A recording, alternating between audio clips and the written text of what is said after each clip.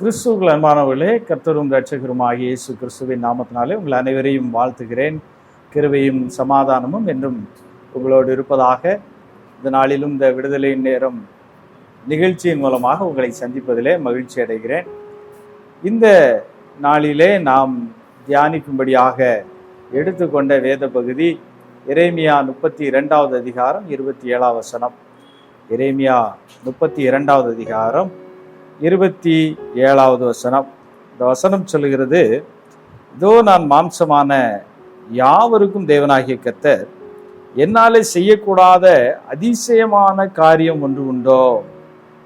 கர்த்தர் சொல்றாரு, என்னாலே செய்ய முடியாத, தேவனாகிய கர்த்தரால் செய்ய முடியாத ஒரு அதிசயம் இந்த உலகத்தில் இல்லை என்று சொல்லுகிறார்.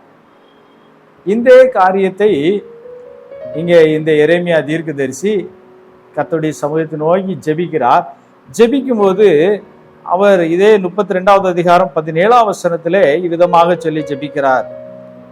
கர்த்தராகிய ஆண்டவரே, இதோ தேவரீர் உம்முடைய மகாபலத்தினாலும் நீட்டப்பட்ட உம்முடைய புயத்தினாலும் வானத்தையும் பூமியையும் உண்டாக்கினீர். உம்மாலே செய்யக்கூடாத அதிசயமான காரியம் ஒன்றுமில்லை. இங்கே எரேமியா தீர்க்கதரிசி தெளிவாக சொல்லுகிறார், உம்முடைய நீட்டப்பட்ட உடைய பலத்த உடைய கரத்தினாலே, புயத்தினாலே தேவனாகிய கர்த்தராயிருக்கிற நீர் வானத்தையும் பூமியும் உண்டாக்கினீர்.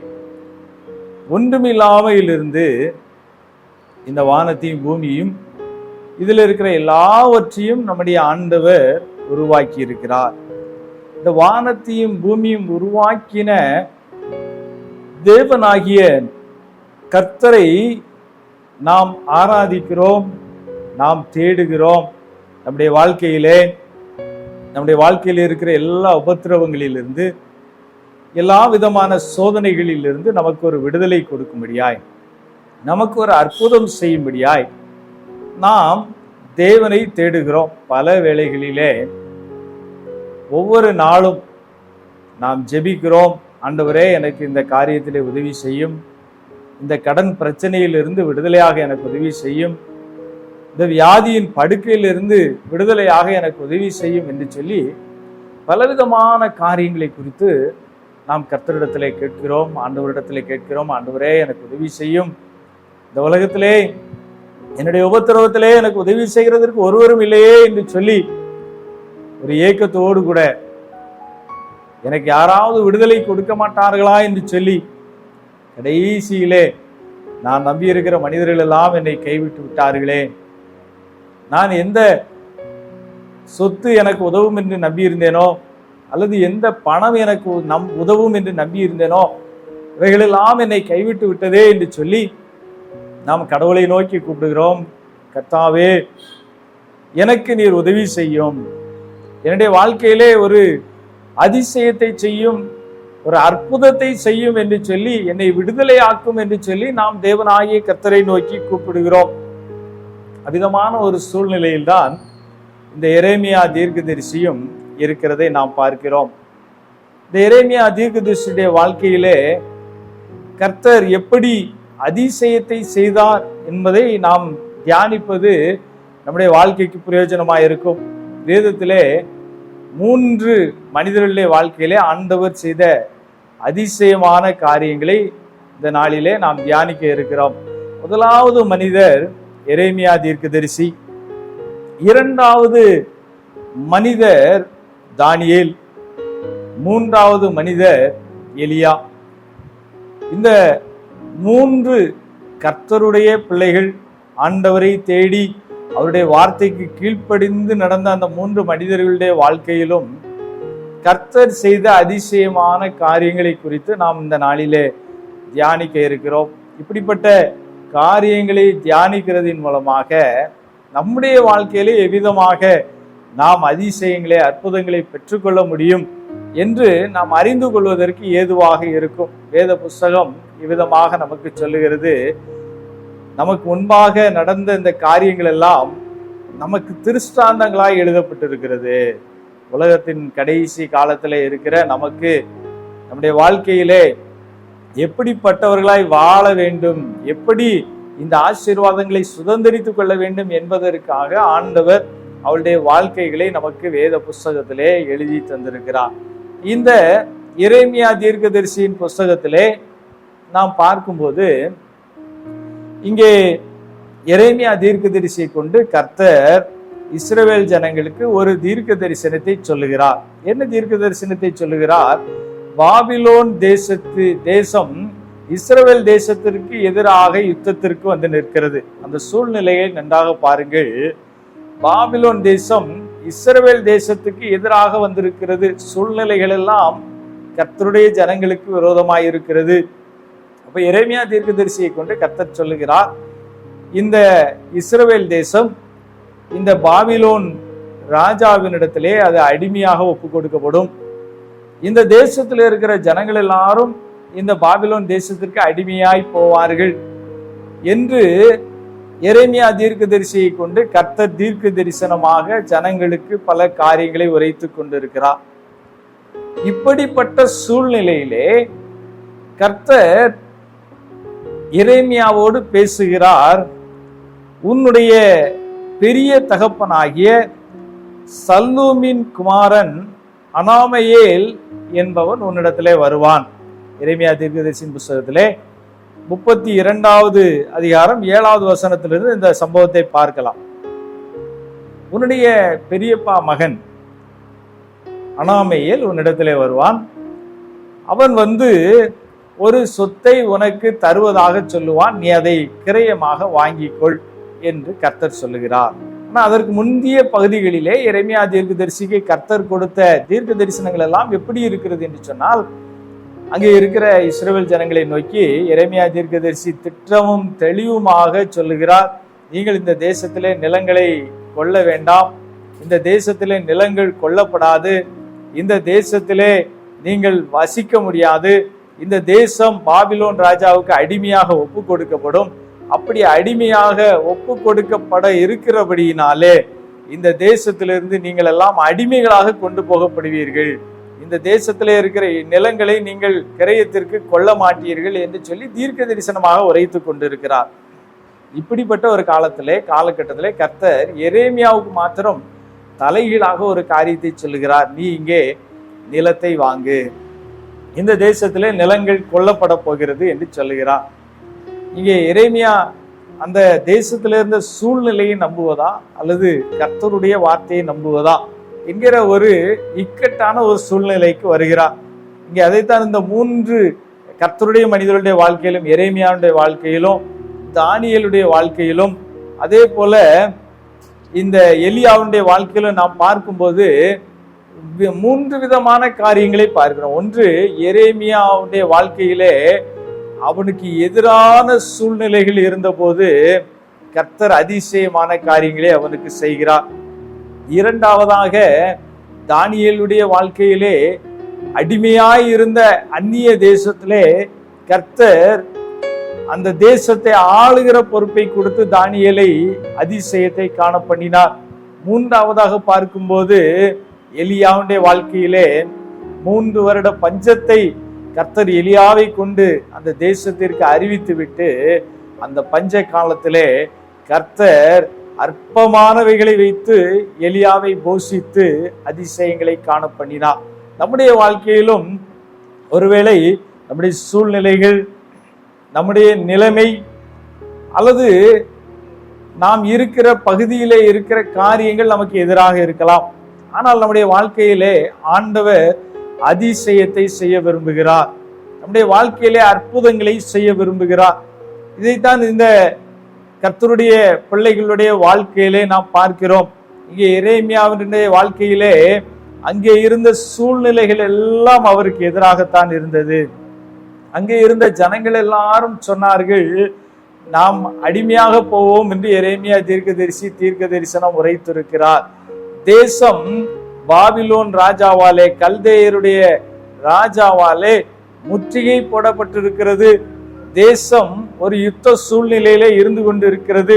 தேசத்தின் ஜனங்கள் எல்லாம் ஒரு கலக்கத்தோடு இருக்கிறார்கள். ஒருவேளை நாம் அடிமையாக கொண்டு போகப்படுவோமோ என்கிற ஒரு திட்டமில்லாத ஒரு சூழ்நிலையிலே கர்த்தர் எரேமியாவை பார்த்து சொல்லுகிறார், உன் பெரியப்பா உன்னுடைய மகன் அனாமேல் உன்னிடத்துல வருகிறார், அவனுடைய சொத்துக்களை நீ வாங்கி கிரைய பத்திரத்தை நீ ஏற்படுத்தி அதற்கு சாட்சி கையெழுத்துக்களை போட்டு நீ அதை நெடுநாள் இருக்கும்படி பத்திரப்படுத்தி வை. இந்த தேசத்திலே நான் உனக்கு அதிசயங்களை செய்ய போகிறேன், என்னால் செய்ய முடியாத அதிசயமான காரியம் ஒன்றுமில்லை என்று சொல்லி கர்த்தர் சொல்லுகிறார். ஒருவேளை இந்த பகுதியை பார்க்கும்போது அதை இந்த எரேமியா தீர்க்கதரிசி அந்த சூழ்நிலைகளை பார்த்துதான் ஆண்டவரை நோக்கி ஜெபிக்கிறான். ஆனால் அந்த எரேமியா தீர்க்கதரிசியின் வாழ்க்கையிலே அந்த அதிசயங்களை, கர்த்தருடைய சமூகத்திலே அற்புதங்களை அதிசயங்களை பெற்றுக்கொண்டதின் காரணம் என்ன? அவருடைய வாழ்க்கையில இருந்த கீழ்ப்படிதல். கர்த்தர் சொன்ன அந்த வார்த்தைக்கு உடனடியாக கீழ்ப்படிந்து அங்கே அவர் ஆண்டவருடைய வார்த்தையின்படியே தன்னுடைய பெரியப்பாவுடைய மகனிடத்திலிருந்து அந்த சொத்துக்களை எல்லாம் வாங்கி அதை கிரைய செய்து அதை பத்திரப்படுத்தி வைத்து விடுகிறார். பத்திரப்படுத்தி வைத்து விட்டு தான் இங்க 17வது வசனத்திலிருந்து அவர் ஒரு ஜெபத்தை ஏறெடுக்கிறார். ஆண்டவரே, உம்மால் செய்ய முடியாத அதிசயமான காரியம் ஒன்றுமில்லை, ஒன்றுமில்லாமையிலிருந்து இந்த வானத்தையும் பூமியையும் நீங்க உருவாக்குனீங்க ஆண்டவரே, அதனால 1000 தலைமுறைக்கும் கிருபை செய்கிறவர், உம்மாலே செய்ய முடியாத ஒரு அதிசயம் இந்த உலகத்துல இல்ல, நீர் மகத்துவம் உள்ளவர், நீர் வல்லமை உள்ளவர் என்று சொல்லி அநேக காரியங்களை கர்த்தரை குறித்து சொல்லி, ஆண்டவரே ஆனாலும் எனக்கு புரியவில்லை, என்னுடைய வாழ்க்கையில நீர் ஜனங்களுக்கு சொல்லும் போது நீங்கள் அடிமையாய் போவீர்கள் என்று சொல்லுகிறீர், ஆனால் எனக்கு சொல்லும் போது நீ இங்க நிலத்தை வாங்கு என்று சொல்லுகிறீர், எது நடக்கும் என்கிற ஒரு கேள்வியோடு ஆண்டவரை நோக்கி ஜெபம் பண்ணுகிறான். அப்பதான் கர்த்தர் சொல்லாரு, என்னால் செய்ய முடியாத அதிசயமான காரியம் ஒன்றுமில்லை. அப்போ இந்த எரேமியாவுடைய வாழ்க்கையிலே ஆண்டவர் அதிசயம் செய்தாரா என்று சொல்லி நாம் பார்க்க வேண்டுமானால் எரேமியா தீர்க்கதரிசியின் புஸ்தகம் 39வது அதிகாரம் 11, 12வது வசனத்தை நாம் வாசித்து பார்ப்போமானால், ஆனாலும் எரேமியாவை குறித்து பாபிலோன் ராஜாவாகிய நேபுகாத்நேச்சார் காவற் சேனாதிபதியாகிய நெபுசராதானை நோக்கி, நீ அவனை அழைப்பித்து அவனுக்கு ஒரு பொல்லாப்பும் செய்யாமல் அவனை பத்திரமாய் பார்த்து அவன் உன்னோட சொல்லுகிறபடியெல்லாம் அவனை நடத்து என்று கட்டளை கொடுத்தான். பாருங்க, இந்த இஸ்ரவேல் தேசம் இந்த எரேமியா தீர்க்கதரிசியினுடைய தீர்க்க தரிசனத்தின்படி பாபிலோன் ராஜாவினிடத்திலே அடிமைப்பட்டு போய்விட்டது. யுத்தத்திலே அந்த கல்தையர் ஜெயித்து விட்டார்கள், பாபிலோன் ராஜா ஜெயித்து விட்டார். இஸ்ரவேல் தேசத்தில் இருக்கிற அத்தனை பேரையும் அவர்கள் அடிமைகளாக அவருடைய தேசத்திற்கு இழுத்து செல்லுகிறார்கள். இந்த சூழ்நிலையிலே ராஜா ஒரு கட்டளை கொடுக்கிறார், அந்த எரேமியா தீர்க்கதரிசியை மாத்திரம் நீ பத்திரமாய் நடத்து, அவன் சொல்லுகிறபடி கீழ்ப்படிந்து நட, அவனுக்கு விரோதமாய் எதையும் செய்யாதே என்று சொல்லி அங்கே சிறைச்சாலையை பாதுகாக்கிற அந்த மனிதனை நோக்கி அங்கே அந்த ராஜா சொல்லிவிட்டு போகிறதை நாம் பார்க்கிறோம். அதே காரியத்தை நாம் எரேமியா தீர்க்கதரிசியின் புஸ்தகம் 40வது அதிகாரம் 2லிருந்து 6வது வசனம் வரைக்கும் நாம் பார்ப்போமானால், இந்த காவற் சேனாதிபதி எரேமியாவை அழைப்பித்து அவனை நோக்கி, உன் தேவனாகிய கர்த்தர் இந்த ஸ்தலத்திற்கு இந்த தீங்கு வரும் என்று சொல்லி இருந்தார், தாம் சொன்னபடியே கர்த்தர் வரப்பண்ணியும் இருக்கிறார், நீங்கள் கர்த்தருக்கு விரோதமாய் பாவம் செய்து அவருடைய சத்தத்திற்கு செவி கொடாமற் போனீர்கள், ஆகையால் உங்களுக்கு இந்த காரியம் வந்தது என்று சொல்லி அவர் கேட்கிறாரு. நீங்க இந்த எரேமியா தீர்க்கதரிசியை பார்த்து சொல்லுகிறார், 4ஆம் வசனத்தை நான் வாசிப்போமானால், இப்போதும் இதோ உன் கைகளில் இடப்பட்ட விலங்குகளை இன்று நீக்கி போட்டேன், என்னோட கூட பாபிலோனுக்கு வர உனக்கு நன்மையாய் தோன்றினால் வா, நான் உன்னை பத்திரமாய் பார்த்து கொள்வேன், என்னோட கூட பாபிலோனுக்கு வர உனக்கு நன்றாய் தோன்றாவிட்டால் இருக்கட்டும், இதோ தேசமெல்லாம் உனக்கு முன்பாக இருக்கிறது, எவ்விடத்திற்கு போக உனக்கு நன்மையும் செவ்வையுமாய் காணப்படுகிறதோ அவ்விடத்திற்கு போய் என்றான். இப்படி இந்த காவற் சேனாதிபதி எரேமியாவை பார்த்து சொல்லுகிறார், நீ என்னோடு வந்து என்னுடைய தேசத்திலே அடிமையாக அல்ல, இந்த பாபிலோன் தேசத்திலே நீ சுதந்திர ஒரு குடியுரிமை பெற்ற மனிதனாக நீ வாழலாம், அப்படி நீ வாழ விருப்பம் இல்லவென்றால் நீ எங்கே வாழ விரும்புகிறாயோ அங்கே வாழலாம் என்று சொல்லுகிறதை பார்க்கிறோம். அதுக்கு அடுத்த வசனத்திலே நாம் பார்ப்போமானால், இங்கே எரேமியா தீர்க்கதரிசி அங்கே இஸ்ரவேல் தேசத்திலே இருந்த மற்ற ஜனங்களோடு அங்கே குடியிருந்து கொள்ளுகிறார். அதுதான் நீங்க 5வது வசனத்திலே பார்க்கிறோம். 5வது வசனத்திலே எரேமியா அந்த தேசத்திலே குடியிருக்கிறான். 5வது வசனத்தின் பின்பகுதியிலே நாம் வாசித்து பார்ப்போமானால், காவற் சேனாதிபதி அவனுக்கு வழி செலவையும் வெகுமதியையும் கொடுத்து அவனை அனுப்பிவிட்டான். பாருங்க, இஸ்ரவேல் தேசத்திலே இந்த தேசம் அடிமையாக ஒப்பு கொடுக்கப்படும் என்று சொல்லி கர்த்தர் சொன்ன வார்த்தையை அறிவித்தது நிமித்தமாக அந்த தேசத்தினுடைய ராஜா தன் சொந்த தேசத்திலே இருக்கிற அந்த தீர்க்கதரிசியாகிய எரேமியாவை அங்கே சிறைச்சாலையிலே அடைத்து வைத்து விடுகிறான். அதனுடைய முடிவு என்ன? எரேமியா தீர்க்கதரிசியினுடைய அந்த தீர்க்க தரிசனத்தின்படி தேசம் பாபிலோனுக்கு அடிமையாக ஒப்பு கொடுக்கப்படுகிறது. ஒரே நாளிலே ஆட்சி மாற்றம் ஏற்படுகிறது. அந்த பாபிலோனின் ராஜா என்ன செய்கிறார்? இந்த மனிதனை அவன் விருப்பத்திற்கு நடத்துங்கள். அங்கே இந்த ராஜாவின் வார்த்தை கட்டளை வெளிப்பட்டவுடன் அங்கே இருக்கிற அந்த சேனாதிபதி, காவற் சேனாதிபதி எரேமியாவை அழைத்து அவனுக்கு வெகுமதிகளை கொடுத்து, செலவுக்கு பணத்தை கொடுத்து அவனை விடுதலையாக்கி அந்த தேசத்திலே அவருடைய விருப்பத்தின்படி குடியமர்த்துகிறார். அந்த தேசத்திலே எரேமியா தீர்க்கதரிசி அந்த தேசத்திலே தானே மறுபடியும் குடியிருக்கிறார். இதுதான் கர்த்தருடைய வேதம் நமக்கு கற்றுக் கொடுக்கிறது. என்ன? ஒருவேளை நம்முடைய சூழ்நிலைகள், இந்த உலகத்தில் இருக்கிற எல்லா மனிதருக்கும் நடக்கிற சூழ்நிலைகள் நம்முடைய வாழ்க்கையிலும் நடந்து விடுமோ என்று சொல்லி நாம் பயந்து கொண்டு இருக்கலாம். ஐயோ, இப்படிப்பட்ட சூழ்நிலையிலே என்னுடைய பக்கத்து வீட்டுக்காரருக்கு இப்படித்தானே நடந்தது, இந்த அறிகுறி இருந்ததுனாலே என்னுடைய பக்கத்து வீட்டுக்காரருக்கு இந்த வியாதியினாலே அவருடைய வாழ்க்கை முடிந்து விட்டதே, இப்பொழுது என்னுடைய வாழ்க்கைக்கு என்ன ஆகுமோ? இப்படி இதே சூழ்நிலையிலே தானே நானும் இருக்கிறேன், மற்ற மனிதர்கள் பாதிக்கப்பட்ட அதே சூழ்நிலையிலே தானே இன்றைக்கு நான் இருக்கிறேன், என்னுடைய வாழ்க்கை எப்படி இருக்குமோ என்கிற ஒரு கேள்வியோடு கூட இன்றைக்கு நாம் இதை பார்த்து கொண்டு இருப்போமானால், கர்த்தர் சொல்லுகிறார், நாம் கர்த்தருடைய வார்த்தைக்கு கீழ்ப்படிந்து நடக்கும்படி அவருடைய சமூகத்திலே இந்த எரேமியா தீர்க்கதரிசியை போல நம்மை ஒப்பு கொடுப்போமானால், ஆண்டவர் சொல்லுகிறார், எந்த சூழ்நிலையா இருந்தாலும் கர்த்தர் நம்முடைய வாழ்க்கையிலே அதிசயங்களை செய்வார், அற்புதங்களை செய்வார் என்று சொல்லி கர்த்தர் நமக்கு வாக்கு கொடுக்கிறவராயிருக்கிறார். இரண்டாவதாக நாம் பார்க்கும்போது தானியேல் தீர்க்கதரிசியின் புஸ்தகத்திலே பார்க்கிறோம்.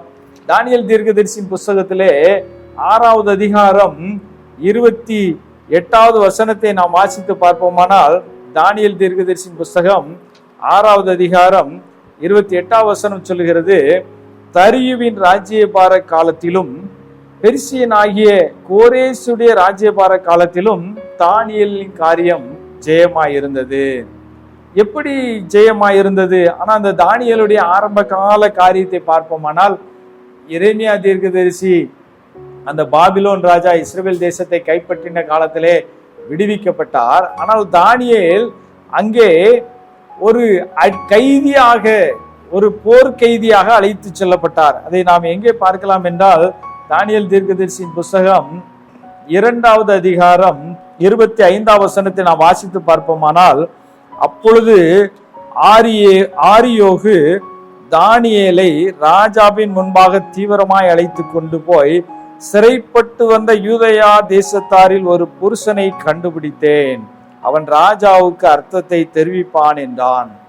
இங்க ஆரியோகு என்கிற ஒரு மனிதனுடைய பொறுப்பிலே தானியேல் ஒரு கைதியாக வைக்கப்பட்டிருக்கிறான். சிறைப்பிடித்து கொண்டு வரப்பட்ட இஸ்ரவேல் தேசத்திலிருந்து பாபிலோனிய மன்னரால் சிறைபிடித்து கொண்டு வரப்பட்ட ஒரு கைதியாக வைக்கப்பட்டு இருக்கிறான். இப்படிப்பட்ட சூழ்நிலையிலே தானியேலுடைய வாழ்க்கையில பார்க்கிறோம், தான் முன்பு செய்து வந்தது போலவே அவன் 3 வேளையும் தேவ சமூகத்தை நோக்கி ஜெபித்து கொண்டிருக்கிறான். பரலோகத்தின் தேவனை நோக்கி, எருசலேம் ஆலயத்தை நோக்கி தன் கைகளை விரித்து முழங்காற்படியிட்டு ஜெபிக்கிற ஒரு அனுபவத்தை தானியேல் ஒரு இடத்திலும் விட்டு கொடுக்கவில்லை. ஒருவேளை சூழ்நிலைகள் மாத்திரமல்ல, தானியேலுடைய வாழ்க்கையிலே உண்மையாகவே அவன் அடிமையாகவே ஒப்பு கொடுக்கப்படுகிறான். ஒரு அந்நிய தேசத்திலே, ஒரு அந்நிய ராஜாவுக்கு கீழாக ஒரு அந்நிய ராஜாவின் ஆட்சிக்கு கீழாக ஒரு போர்க்கைதியாக வைக்கப்பட்டிருக்கிற அவனுடைய வாழ்க்கையில மேன்மை எப்படி வருகிறது பாருங்க. இங்க நேபுகாத்நேச்சார் ஒரு சொப்பனத்தை காண்கிறான். அந்த சொப்பனத்தை ஒருவராலும் விடுவிக்க கூடவில்லை. கர்த்தர் தானியேலுக்கு ஞானத்தை கொடுக்கிறார். கர்த்தர் வெளிப்படுத்தினபடி அந்த சொப்பனத்திற்கு தானியேல் விடையை சொல்லுகிறார். விளைவு என்ன? அவர் அங்கே அதிபதியாக உயர்த்தப்படுகிறார். எந்த அந்நிய தேசத்திலே அவர் கைதியாக கொண்டு செல்லப்பட்டாரோ, போர்க்கைதியாக கொண்டு செல்லப்பட்டாரோ, அதே தேசத்திலே கர்த்தர் அவரை உயர்த்துகிறார். மாத்திரமல்ல, கிட்டத்தட்ட 70 ஆண்டுகள் இஸ்ரவேல் தேசம் அடிமையாக ஒப்பு கொடுக்கப்படுகிறது.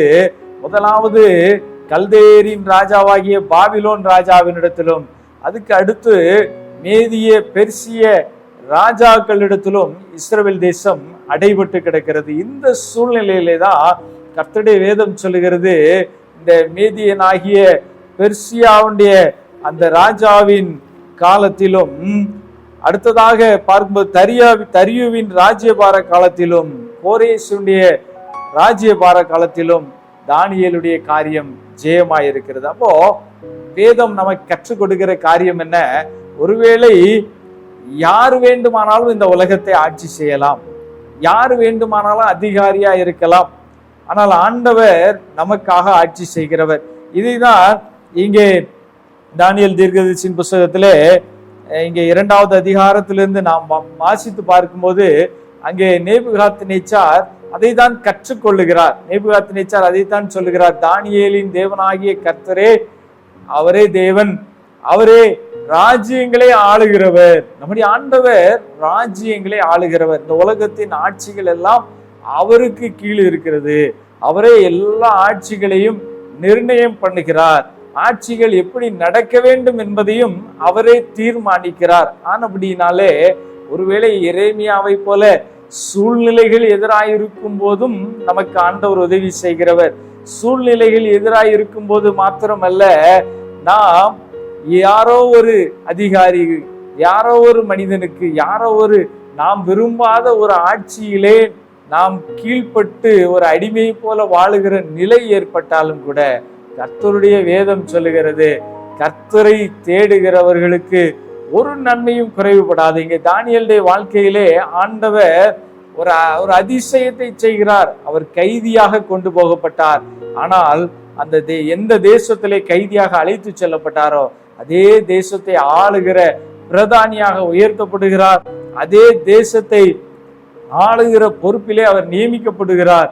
கர்த்தர் அவருடைய வாழ்க்கையில ஒரு அதிசயத்தை, அற்புதத்தை செய்கிறதை நாம் பார்க்கிறோம். 3வது நாம் பார்க்கும்போது எலியா தீர்க்கதரிசியினுடைய வாழ்க்கையிலே நாம் பார்க்கிற காரியமாயிருக்கிறது. இந்த 1 ராஜாக்களின் புஸ்தகத்திலே நாம் பார்க்கும்போது 1 ராஜாக்கள் 17வது அதிகாரம் 4வது வசனத்திலிருந்து நாம் பார்ப்போமானால், இங்கே எலியா தீர்க்கதரிசி ஒரு காரியத்தை கர்த்தருடைய வார்த்தையின்படி சொல்லுகிறார். இந்த தேசத்திலே என்னுடைய வார்த்தையின்படியே அல்லாமல் 3 வருடம் மழை பெய்யாது என்று சொல்லி எலியா தீர்க்கதரிசி திட்டம் தெளிவுமாக தீர்க்க தரிசனமாக சொல்லுகிறார். அந்த வார்த்தையின்படி யாக்கோபு அப்போஸ்தலன் எழுதின நிருபத்திலே நாம் பார்க்கும்போது எலியா கர்த்தருடைய வார்த்தையின்படி மழை பெய்யாதபடி ஜெபம் பண்ணினார் என்று நாம் வேதத்திலே வாசிக்கிறோம். அப்படி போல மழை பெய்யாதபடி ஜெபிக்கிறார். 3 வருடம் மழை இல்லை, ஒரு கொஞ்ச அளவு கூட மழை இல்லை என்று சொல்லி வேதம் திட்டமும் தெளிவுமாக நமக்கு கற்றுக் கொடுக்கிறது. இப்படி எலியா தீர்க்கதரிசி மழையே பெய்யாது என்று சொல்லி ஜனங்களுக்கு சொல்லுகிறார். தேசத்திலே பஞ்சம் வரும் என்று சொல்லி சொல்லுகிறார். இப்படிப்பட்ட ஒரு சூழ்நிலையிலே இயற்கை கர்த்தருடைய வார்த்தையினாலே வழக்கமாக கொடுக்கிற அந்த மழையை கொடுக்காததுனாலே ஜனங்களுக்குள்ளே பஞ்சம் வருகிறது. எல்லாவற்றுக்கும் மேலாக இந்த 17வது அதிகாரத்திலே தொடர்ந்து நாம் 6வது வசனம் 7வது வசனத்திலிருந்து பார்ப்போமானால், தேசத்திலே மழை பெய்யாதபடியினால் சில நாட்களுக்கு பின் அந்த ஆறு வற்றி போயிற்று. இங்க கர்த்தர் எப்படி அதிசயமாய் எலியாவை நடத்துகிறார் என்பதை நாம் பார்க்க வேண்டும். ஏனென்றால் எலியா சொல்லிவிட்டார், கர்த்தருடைய வார்த்தையின்படி மழை பெய்யாது, என்று சொல்லி அவர் கர்த்தருடைய வார்த்தைக்கு கீழ்ப்படிந்து ஜெபிக்கிறார். அவர் ஜெபித்தவுடன் அங்கே மழை நிறுத்தப்படுகிறது. அங்கே மழை நிறுத்தப்பட்டதன் விளைவு ஆறுகளிலே கூட தண்ணி இல்லை. ஆனால் கர்த்தர் எலியாவை எப்படி போஷிக்கிறார் என்பதுதான் முக்கியமான காரியம். முதலாவது, கர்த்தர் எலியாவை காகங்களை கொண்டு போஷிக்கிறார். எப்படி போஷிக்கிறார்? காலையும் மாலையும் அப்பமும் இறைச்சியும். நல்லா யோசித்து பாருங்கள், அவருடைய வாழ்க்கையில எவ்வளவு அதிசயத்தை செய்கிறார். இந்த உலகத்துல எல்லா மனிதனும் அந்த பகுதியிலே பஞ்சத்தினாலே, மழையின்மையினாலே, தண்ணீருக்கும் உணவுக்கும் கஷ்டப்பட்டு கொண்டு இருக்கிற வேளையிலே ஆண்டவர் எலியாவுக்கு தண்ணீரையும் கொடுத்து அப்பத்தையும் கொடுத்து தினம் தினம் காலையும் மாலையும் இறைச்சியை கொடுக்கிறார். எல்லாத்துக்கும் மேல அங்கே தண்ணீர் வற்றி போன போது அவர் ஒரு பெரிய பணக்காரன் வீட்டுக்கு கூட்டிட்டு போகல, ஒரு ஏழை விதவை வீட்டுக்கு கூட்டிட்டு போறார். இதுதான் கர்த்தர் நடத்துகிற விதம். ஒருவேளை இந்த உலகம் எப்படி கற்றுக் கொடுக்கும்னா, ஒரு நல்ல பணக்காரன் வீட்டுக்கு போனீங்கன்னா உங்களுக்கு தேவையான ஆகாரம் கிடைக்கும், தண்ணீர் கிடைக்கும் என்று கற்றுக் கொடுக்கும். ஆனால் ஆண்டவர் என்ன கற்றுக் கொடுக்கிறார்?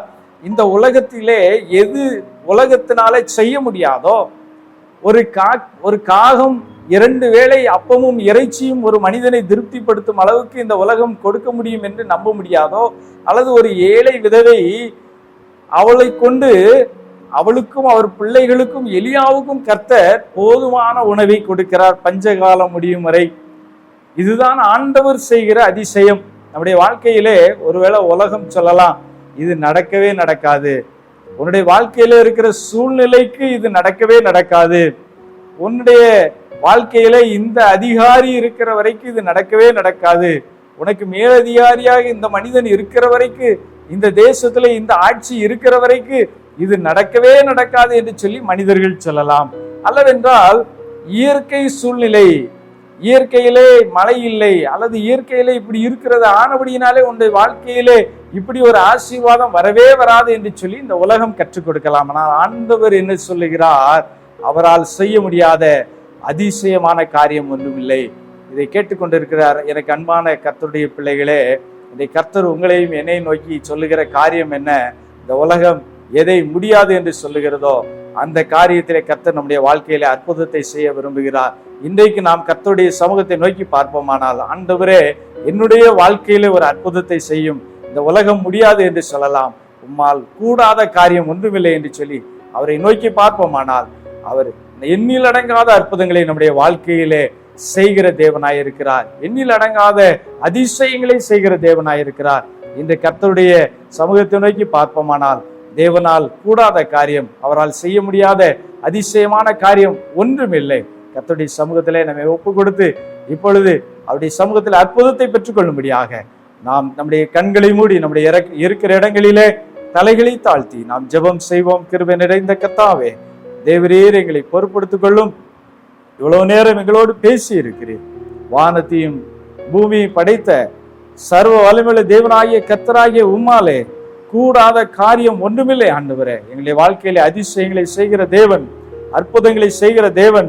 ஒருவேளை இந்த உலகம் சொல்லலாம், உன்னுடைய வாழ்க்கையில் இருக்கிற சூழ்நிலையிலே, இந்த அரசாங்கம் இருக்கிற சூழ்நிலையிலே, இன்றைக்கு இருக்கிற இயற்கை சூழ்நிலையிலே உன்னுடைய வாழ்க்கையிலே நடக்கவே நடக்காது என்று எத்தனையோ காரியங்களை இந்த உலகம் எங்களுக்கு சொல்லிக் கொண்டிருக்கலாம். ஆனாலும் கர்த்தாவே, எங்கள் வாழ்க்கையிலே அற்புதங்களை செய்கிறவர், அதிசயங்களை செய்கிறவர், இன்றைக்கு உடைய சமூகத்தை நோக்கி பார்க்கிற ஒவ்வொருடைய முகங்களும் பிரகாசிக்கும்படியாய், ஒவ்வொருவரும் இயேசுவே எனக்கு அற்புதங்களை செய்தார் என்று சொல்லும்படியாய், இயேசுவே நாமத்தினாலே உடைய பிள்ளைகளுடைய வாழ்க்கையிலே அற்புதங்களை அதிசயங்களை செய்யும்படியாய் தேவ சமூகத்தில் எங்களை தாழ்த்தி ஒப்பு கொடுக்கிறோம். கர்த்தர் மகிமையான காரியத்தை செய்வீராக.